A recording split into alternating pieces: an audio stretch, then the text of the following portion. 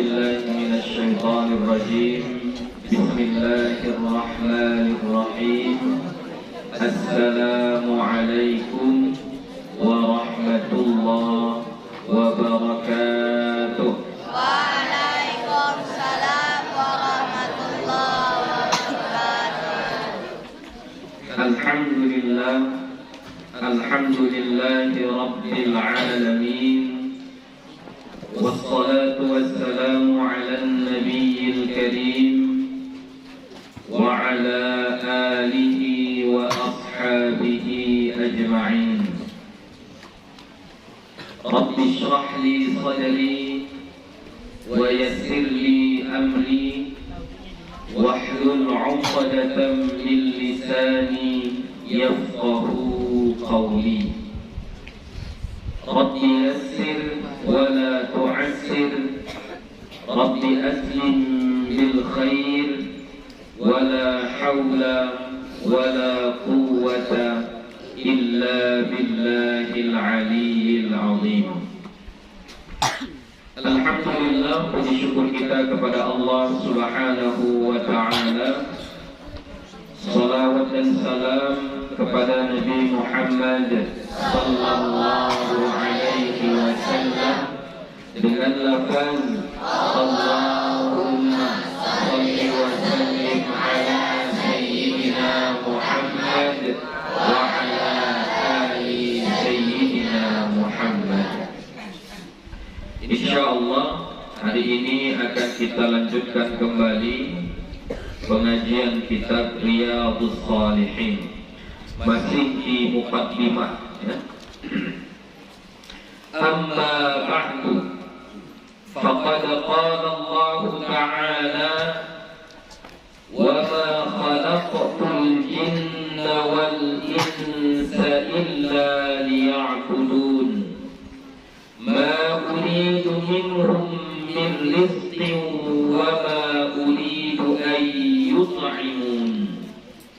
Dan adapun sesudahnya, sesudah dibacakan tadi puji-pujian, sholawat, maka adapun setelah itu ya, jadi istilah amma ba'du itu dalam ilmu dakwah atau bahasa itu kita sebut dengan faslul khitab ya. Faslul khitab, pemisah antara khutbah kita ya. Jadi setelah muqaddimah mau masuk ke intinya dibuatlah pemisahnya, itulah amma ba'du.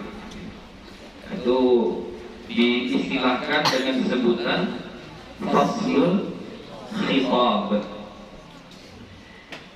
Dan adapun sesudahnya, maka sungguh telah berfirman Allah Subhanahu wa ta'ala, wa ma khalaqtul jinna wal insa, dan tidaklah aku ciptakan jin dan manusia illa liya'budun, kecuali supaya mereka menyembah kepadaku.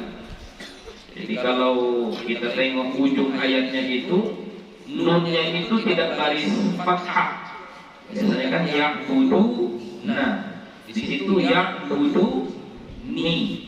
Nah itu menunjukkan bahwasanya ada kata yang dibuang, yaitu di situ adalah huruf dhamir ya, dhamir ya mutakallim. Jadi takdirnya liya'buduni ya, liya'buduni ya, supaya manusia itu menyembah kepadaku, kata Allah ya. Jadi penciptaan jin dan manusia itu tujuannya adalah beribadah kepada Allah. Itulah tujuan utamanya. Kau ada di dunia ini tujuannya adalah untuk beribadah. Sepanjang kita hidup di dunia, tujuannya adalah ibadah. Maka salahlah bagi manusia yang menyampingkan ibadah demi pekerjaannya, demi mencari harta, demi mengejar jabatan, demi mencari kesenangan dunia, dia kesampingkan ibadahnya. Contoh, kalau orang yang menyampingkan ibadahnya karena pekerjaannya, jadi kalau sedang asik bekerja, ya, sholat nanti aja lah, nggak apa-apa. Ada tanggung ini, akhirnya zuhurnya sampai ke 3:30. Ya, walaupun masih di waktu zuhur juga dia sholat, tapi sudah di ujung-ujung. Ya. Jadi kalah tujuan utama. Atau kalau yang berleha-leha, ya, yang mau kesenangan dunia saja, karena terlalu sibuk dengan HP-nya, ya, tengok-tengok media sosial, tengok-tengok video, baca-baca berita, main game dan lain sebagainya. Azan pun di masjid tak peduli dia. Udah masuk pun waktu sholat nggak mengaruh sama dia. Ya, asik aja, golek-golek, duduk-duduk sambil nengok HP-nya. Nah, itu sudah bergeser tujuan utamanya. Tujuan utama manusia diciptakan di dunia ini apa? Ibadah. Ibadah. Jadi kerja itu sampingan. Ya. Main HP itu sampingan. Main-main itu sampingan. Tidur itu sampingan. Makan itu sampingan. Tujuan utamanya kita di dunia ini apa? Ibadah. Tujuan utamanya ibadah. Jadi nggak perlu makan dulu ya, perlu makan supaya bisa beribadah. Nggak perlu tidur dulu ya, perlu tidur supaya khusyuk kuat ibadahnya, bukan tidur melulu. Ya. Sedikit-sedikit tidur, sedikit-sedikit tidur. Ya. Ingat, tujuan kita diciptakan adalah untuk beribadah. Ma uridu minhum, tidak aku mau dari kalian, dari mereka. Mereka di sini maksudnya manusia yang Allah ciptakan tadi. Tidak aku mau dari mereka min rizqin, daripada rezeki. Wa ma uridu an yut'imun, dan tidak aku mau mereka memberi makan kepadaku. Nah, kalau Tuhan yang lain kan kayak gitu kan, dikasih sesajen. Ya, ada pohon besar, diletakkanlah di situ buah-buahan, kepala sapi. Ya, kalau nanti di tepi laut dihanyutkanlah ke tengah laut itu makanan-makanan udah dimasak enak-enak, dihanyutkan di laut. Ya. Ngasih makan kepada Tuhannya. Kalau Allah, dia tidak meminta itu kepada hamba-hambanya. Bukan kalian yang memberi rezeki kepadaku, bukan kalian yang memberi makan kepadaku, tapi akulah yang menjamin rezeki kalian. Itulah janji Allah. Jadi maunya kita ini gak usah takut, gak usah khawatir dengan janji Allah. Selagi kita hidup di dunia ini, rezekinya itu sudah ada. Jadi kita cuma usaha saja. Jadi usaha kita itu adalah ibadah kita. Karena Allah memerintahkan kita untuk berusaha. Ya, Allah memerintahkan kita untuk berusaha. Jadi bukan karena rezekinya udah dijamin oleh Allah. Lalu untuk apa kita bekerja? Ya karena Allah menyuruh kita untuk bekerja. Kalau rezekinya itu sudah ditentukan oleh Allah. Jadi makanya yang bekerja saja untuk kebutuhan sehari-hari kita, jangan sampai melalaikan ibadah kita. Apalagi yang bersantai-santai, ya, tidur-tidur, main-main HP tadi, kejar-kejaran. Kalau santri-santri ini kan main-main, ya, cerita-cerita.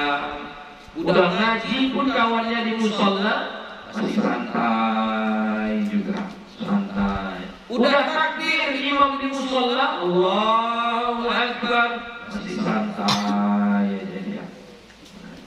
Jadi jangan kita seperti itu. Ya, tidak boleh. Tujuan kita di dunia ini itu beribadah. Ya, beribadah. Ini ada pada surah Al-Zariyat ayat yang ke-56 dan 57. Wa hadza tasrihun bi annahum khuliqu min ibadah. Ini penjelasan, pernyataan bahwasanya mereka manusia itu khuliqu, diciptakan lil ibadah, untuk beribadah. Jadi memang kita tujuan diciptakan hanya untuk ibadah saja. Fahaqqa 'alaihimul i'tina'u bima khuliqu lahu. Maka haruslah mereka jin dan manusia tadi al-i'tina'u, memperhatikan, menjaga bima khuliqu lahu, untuk apa mereka diciptakan. Dengan apa diciptakan mereka baginya, begitu kalau diartikan perkataannya. Maksudnya untuk apa mereka diciptakan. Jadi kita manusia yang berakal ini harus sadar untuk apa kita diciptakan. Harus tahu kita. Wal i'radu an huzuzid dunya bizahadati, dan menghindar, menjauhi i'rad, ya, meninggalkan an huzuzid dunya, dari pundi-pundi dunia, dari keberuntungan, kesenangan dunia, bizahadati, dengan kezuhudan. Zuhud itu artinya tidak cinta dunia. Zuhud itu artinya tidak cinta dunia. Kita enggak menomorsatukan dunia. Ya karena kita di dunia, kita perlu dunia, tapi enggak cinta. Jadi tinggalkan pundi-pundi dunia, kesenangan dunia, terutama ini para santri-santri kan. Mungkin sebahagian orang tua kita, mungkin sebahagiannya pun sebahagian kecil, ada yang berpikiran bahwasannya menyekolahkan anak itu supaya mudah dapat pekerjaan. Ada nggak kira-kira? Ada. Jadi sebenarnya sekolah itu bukan supaya dapat ijazah lalu mudah mendapat pekerjaan. Enggak. Kita belajar itu karena diperintahkan sama Nabi kita. Utlubul ilma. Talabul ilmi fariidatun ala kulli muslimin. Menuntut ilmu itu adalah satu fardu, satu kewajiban bagi setiap muslim. Jadi bukan supaya dapat pekerjaan, bukan supaya dapat ijazah, supaya ada titelnya, bukan seperti itu. Maka luruskan niat kita. Niat kita menuntut ilmu untuk apa? Untuk apa menuntut ilmu? Ya, ibadah. Karena itulah perintah Nabi kita. Mengerjakan perintah Nabi itu adalah ibadah. Ya. Jadi menuntut ilmu supaya kita pintar, pandai kita membedakan mana yang baik, mana yang buruk, itulah ibadah itu. Ya. Adapun dengan sebab kita sekolah lalu kita dapat ijazah, itu nilai plusnya. Dengan sebab kita sekolah lalu kita bisa menyambung kuliah, itu nilai plusnya. Setelah kita kuliah lalu dapat titelnya, itu nilai plusnya. Setelah kita dapat titel lalu kita mudah dapat pekerjaan, itu nilai plusnya. Tapi tujuannya bukan itu. Tujuannya lebih daripada itu, yaitu untuk beribadah. Fa innaha daru nafadin la mahallu ikhladin. Maka sesungguhnya dunia itu daru nafadin, adalah negeri kebinasaan. Nafad itu binasa, hancur, hilang, Sudah sering saya sampaikan, harta yang kita cari sepanjang hidup kita, kita kumpulkan 100 tahun kemudian setelah kita meninggal dunia, harta itu bukan punya kita lagi, bahkan bukan punya anak kita. Rumah yang kita bangun bertahun-tahun kita membangunnya, 100 tahun setelah kita meninggal, rumah itu mungkin bukan punya anak keturunan kita lagi. Sawah ladang yang kita beli sudah berpuluh-puluh tahun kita bekerja di atasnya. Setelah kita meninggal, 100 tahun kemudian tanah itu bukan punya kita lagi, bukan punya anak keturunan kita lagi. Udah bertukar itu. Ya. Jadi dunia ini darun nafad, negeri kebinasaan. Gak ada yang kekal. Ini kalian sekarang ini nampak imut-imut, sama kayak pas sempat ini. Dulu itu kecil-kecil kalian nampaknya. Kayak si Alfi, kayaknya nggak bisa besar lagi nampaknya. Rivo, ini nampaknya kecil kali. Tapi sekarang sudah tinggi dia, sudah besar dia. Begitu. Jadi nggak ada yang kekal, nggak ada yang kekal. Nanti kalian sudah begini, nanti akan berubah. Nanti akan tak sampailah ke level ketampanan yang paling tinggi, level kecantikan yang paling tinggi. Disitulah kalian paling cantiknya, disitulah kalian paling gantengnya.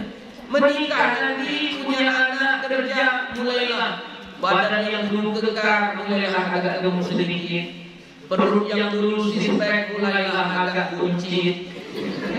Jadi itu nanti 20 tahun setelah menikah mulailah ada kerutan-kerutan, mulailah rambut pun sudah mulai bercahaya. Wasta'ala ra'su syaiba, bercahayalah rambut itu karena ada ubannya. Begitu. Ya. Yang dulunya sehat, kuat, pagi siang-siang panas terik begini pun sanggup kalian merenggolan.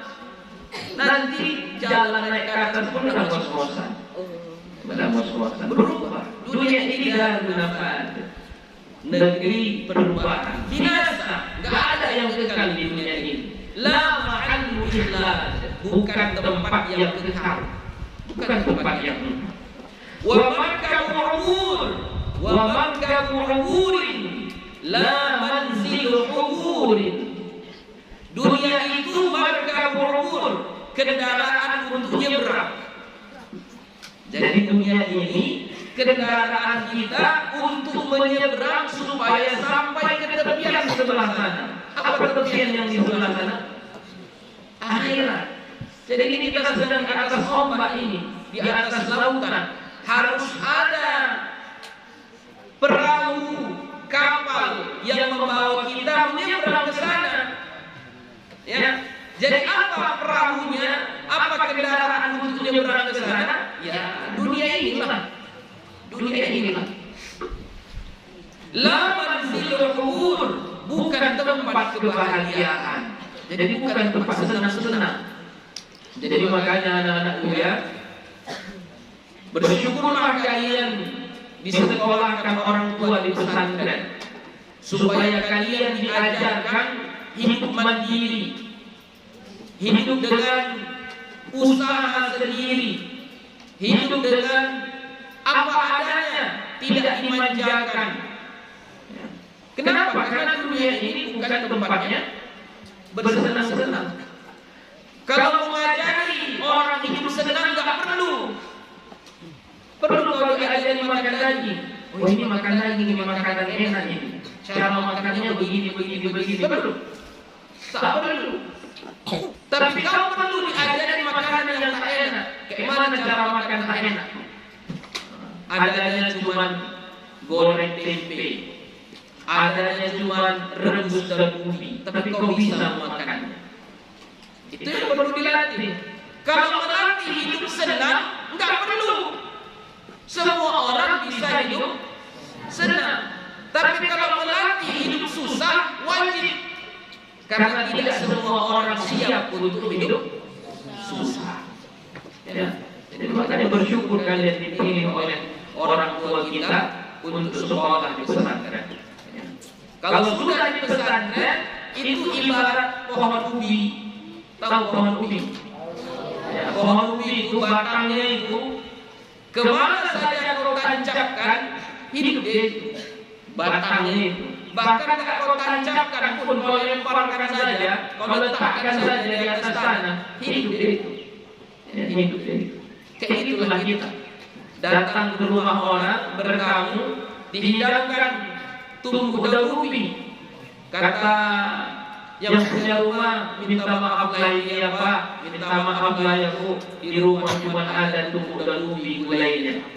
Kalau anak pesantren pasti menjawab, oh apa Bu, enak kali ini. Ini mengingatkanku tentang kehidupan dulu di pesantren. Makanannya kayak gini lah, oh enak kali ini. Tapi kalau orang yang tak biasa di pesantren, dia akan komentar, jauh-jauh bawa datang, cuma daun ubi lah yang dihidangkan. Jauh berbeda itu.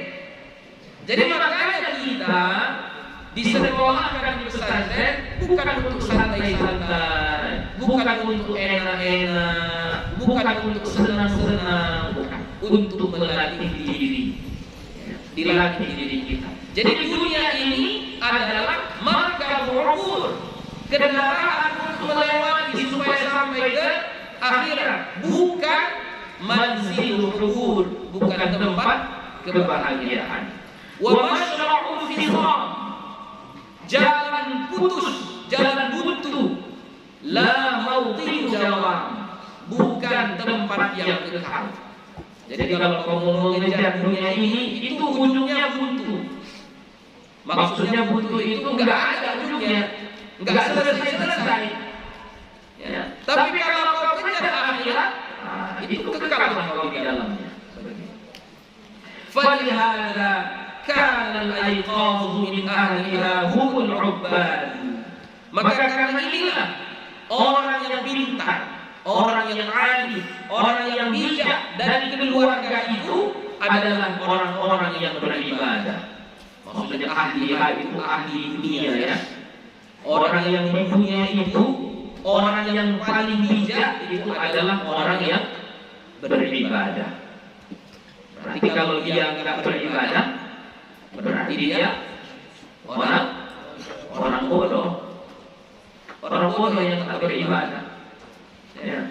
Udah tahu yang keistimewaan sholat qabliyah itu, salah satunya adalah Allah bangunkan satu istana di dalam surga, tapi disengajanya lambat-lambat di kamar mandi sampai ke musola supaya udah takbir orang dia nggak sholat sunnah dia. Dilama-lamakannya pakai sarung, ya, lama pakai sarung supaya iqamat nanti langsung sholat saja. Itu orang bodoh. Itu orang bodoh. Ada yang kayak gitu. Ya, udah disuruh sholat sunnah dulu lah, sholat sunnah. Dia masih santai duduk main-main. Itu orang bodoh itu, orang bodoh. Ya. Kalau orang pintar, orang yang pintar, orang yang bijaksana adalah orang yang beribadah. Ya, orang yang beribadah. Wa aqallun nasi fiha humuz zuhad. Dan orang yang paling berakal, orang yang paling berakal padanya di dunia itu humuz zuhad. Mereka adalah orang-orang yang zuhud. Ya.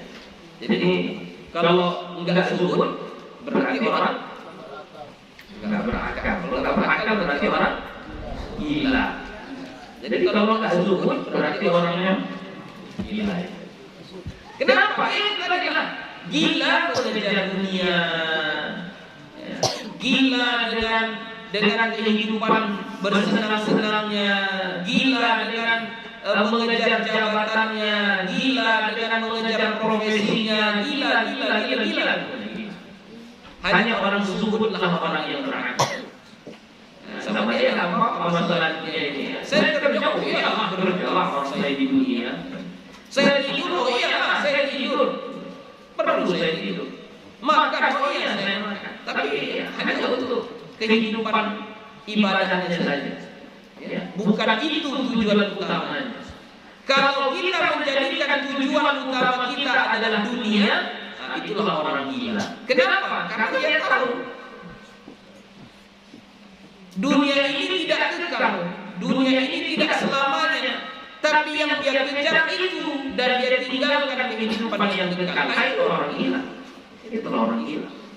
Udah tahu ya dunia ini cuma sebentar, kayak guru-guru di sini lah. Umurnya mungkin sudah di atas 20. Ada 25, 30 dan seterusnya. Ya, kalau ikut-ikut umur Nabi tinggal 40 tahun lagi yang hidup di dunia ini kan. Ya, kalau ikut-ikut umur Nabi kan kayak gitu. Nabi kita 60-an yang umurnya kan begitu. Jadi kalau ikut-ikut umur Nabi kita sedikit lagi lah kurang lebih hidup kita di dunia ini. Setelah itu berapa lama kita di alam barzakh? Berapa lama kita nanti di padang mahsyar? Lalu berapa lama pula nanti kita di akhirat?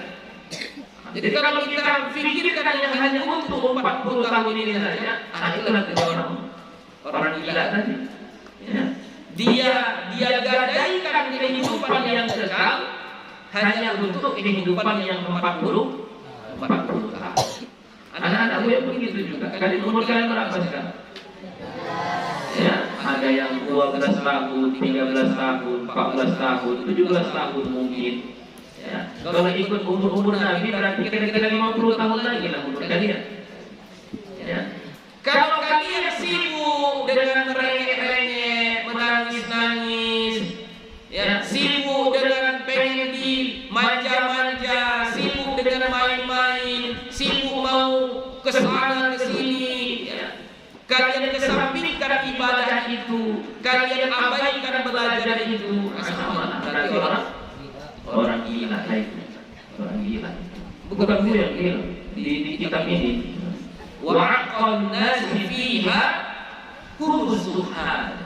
Orang yang paling berakal di dunia ini adalah orang yang zuhud. Qala Allah Ta'ala, berfirman Allah Ta'ala, innama mathalul hayatid dunya kama'in anzalnahu minas sama'. Sesungguhnya perumpamaan kehidupan di dunia itu kama'in anzalna, seperti air yang kami turunkan minas sama'i, dari langit. Jadi kehidupan di dunia ini ibarat air yang Allah turunkan dari langit. Bagaimana air itu? Fahtalaqa bihi nabatul ardh, bercampurlah dia dengan tanah, lalu tumbuhlah tumbuh-tumbuhan dari bumi ini. Mimma ya'kulun nasu wal an'am, dari tumbuh-tumbuhan itulah makan manusia dan an'am, hewan-hewan ternak, makan rumput lah, makan dedaunan, kita begitu juga. Hatta idza akhadhatil ardu zukhrufaha wa zayyanat wa dhanna ahluha annahum qadiruna 'alayha, sehingga apabila telah mengambil bumi akan perhiasannya, maksudnya jadi cantik bumi, tanahnya jadi subur, sungainya mengalir, jadi indah, hijau, wa zayyanat, dan cantik dia, wa dhanna ahluha, dan menyangka penduduk bumi ini annahum qadiruna 'alaiha, bahwasanya mereka mampu menguasainya. Jadi mereka menyangka sayalah penguasa bumi ini, sayalah penguasa hutan, sayalah penguasa air. Mereka merasa mereka lah yang punya, ya, penguasanya. Tiba-tiba ada amruna lailan aw nahar, tiba-tiba datanglah azab Allah, datanglah kehendak Allah saat malam atau saat siang. Nampaklah dia di sawahnya udah mau panen, oh besok panen lagi, dapatlah ini kira-kira 2 ton. Dia sangka qadiruna 'alaiha, dia yang menguasai itu. Tidur malam datang hujan deras, habis tenggelam di bawah banjir sawahnya, nggak jadi panen. Itu gampang sama Allah. Bahkan di kampung ini sudah beberapa kali terjadi. Mau panen besok malamnya banjir. Tanya sama orang bukit ini, tanya sama orang tuanya. Ada beberapa kali terjadi. Ya. Jadi bukan kita yang menguasai bumi ini. Siapa penguasa bumi? Allah. Kita cuma numpang saja. Yang namanya numpang, ikutilah peraturannya. Apa peraturan yang Allah buat untuk orang yang menumpang di bumi ini? Beribadah. Ibadahlah. Ikuti perintah Allah. Faj'alnaha 'asida. Maka kami jadikan bumi yang subur cantik tadi itu hasida, seperti tanaman yang sudah dipanen. Jadi mau dipanen besoknya, rencananya mau dipanen besok, tiba-tiba datang azab malam, seolah-olah udah nggak pernah ditanam lagi di situ, udah siap dipanen, udah habis, nggak dapat lagi dia. Ka'allam tagna bil ams, seolah-olah tidak pernah tumbuh semalam. Padahal sudah niatnya itu mau manennya besok, datang azab Allah malamnya. Besoknya ditengok udah nggak ada lagi. Seolah-olah belum pernah ditanam tumbuhan di situ. Kadzalika nufassilul ayati liqaumin yatafakkarun. Begitulah kami menjelaskan tanda-tanda kebesaran Allah bagi orang-orang yang berpikir. Jadi kalau kita berpikir, insyaallah apa yang ada di dunia ini akan menjadi pelajaran bagi kita. Apa kata pepatah orang tua kita dulu? Alam terbentang menjadi guru. Apa yang ada nampak di dunia ini nampak oleh mata kita ini guru semua, mengajari kita supaya jadi pintar, mengajari kita supaya berakal, mengajari kita supaya menjadi orang yang bijaksana. Dari alam semesta ini, dari alam semesta ini. Ya. Begitulah kata Allah, nufassilul ayat liqaumin yatafakkarun. Dijelaskan itu hanya untuk hamba-hambanya yang berpikir. Ini ada pada surah Yunus ayat 24.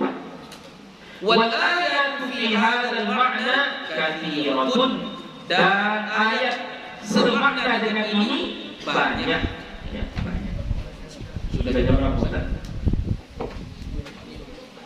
10:45. Kita baca sedikit lagi syair. Walaqad ahsanal qail. Sungguh alangkah baiknya ucapan seseorang. Ini syair. Kalau mau ditulis di lemari kalian bagus. Buya dulu kalau dapat ungkapan-ungkapan kata-kata yang baik itu Buya suka menempel di dinding Buya, karena di purba dulu itu kan kita di pondok. Jadi mana-mana kata-kata yang bagus, nasihat-nasihat guru itu Buya tulis, Buya tempelkan di dinding-dinding pondok. Gitu. Untuk menjadi motivasi sama kita. Ini termasuk yang bagus ini. Inna lillahi ubbadan futana talaqud dunya wa khaful fatana nazaru fiha falamma alimu annaha laysat lihayyin waqana ja'aluha lujjatan wattakhadhu salihal a'mali fiha subuna. Inna lillah, sesungguhnya Allah memiliki ibadah, boleh ya, ibadah atau ibadah, tapi kayaknya lebih tepatnya ibadah ya. Inna lillahi ibadan futana. Sesungguhnya Allah memiliki hamba-hamba yang bijaksana. Fatana. Ya. Talaqud dunia. Mereka mentalak dunia. Tahu mentalak? Kalau mentalak istri kayak mana? Dipulangkan dia, ditinggalkan. Ini talaqud dunia. Hamba-hamba Allah yang bijaksana ini, hamba-hamba Allah yang pintar ini, talaqud dunia. Dia tinggalkan dunia ini, dia tolak dunia ini. Wa khaful fatana, dan mereka takut akan fitnah. Banyak fitnahnya. Ya. Kalau miskin kali takut menjadi kufur. Kadal faqru ayyakuna kufran. hampir saja kefakiran itu membawa orang kepada kekufuran. Kalau kaya kali jadi sombong. Ya. Kalau jadi rakyat kerjaannya mengeluh, menyalahkan, putus asa. Kalau jadi pejabat, ya begitulah. Selalu ada fitnah, selalu ada fitnah. Ya. Guru nggak mau cuek sama apa, nggak mau menasehati anak-anak, dibilang cuek. Nggak dinasehati, salah anaknya, nggak dinasehati, dibilang sama gurunya cuek. Gurunya ramah, ya, akrab dengan anak-anak, dibilang sok akrab. Gurunya tegas, dibilang tidak menghargai hak asasi, ya, melanggar anaknya, anak saya begininya, anak saya begitunya. Jadi semuanya fitnah, semuanya fitnah. Itulah namanya dunia. Dunia itu tempatnya fitnah. Makanya kalau orang-orang yang bijaksana, wa khaful fadana, mereka takut akan fitnah itu. Nazaru fiha, mereka melihat padanya, melihat dunia itu. Falamma alimu, maka mereka mengetahui annaha laysat li hayyin waqana, bahwasanya dunia itu bukan untuk hidup, li hayyin untuk hidup, waqana negeri, maksudnya bukan untuk tempat tinggal. Ya, ketika mereka tahu kalau dunia ini bukan tempat tinggal yang abadi, ja'aluha lujjatan, mereka menjadikannya sebagai lujjah, ombak, ya, ombak. Wattakhadhu salihal a'mal fiha sufuna, dan mereka menjadikan amal yang saleh itu di dunia sebagai sufuna, apa namanya, perahu. Jadi dijadikanlah dunia ini sebagai ombak yang membawa perahu ini sampai tujuan. Nah, itu orang yang bijaksana. Ya, jadi makanya gue berharap kita semua yang ada di sini jadilah hamba-hamba Allah yang pintar, hamba-hamba Allah yang bijaksana, yang tujuan hidupnya adalah untuk beribadah, bukan untuk bermain-main saja, bersantai-santai, berleha-leha. Ya, tujuan kita di sini adalah untuk beribadah. Itu saja untuk hari ini. Kita akan sambung. Belum selesai mukadimahnya lagi, kita sekali pertemuan lagi. Fa idza kana haluha ma wasaftuhu wallahu subhanahu wa ta'ala a'lam bis-shawab. Walhamdulillahi rabbil alamin. Wassalamu alaikum warahmatullahi wabarakatuh.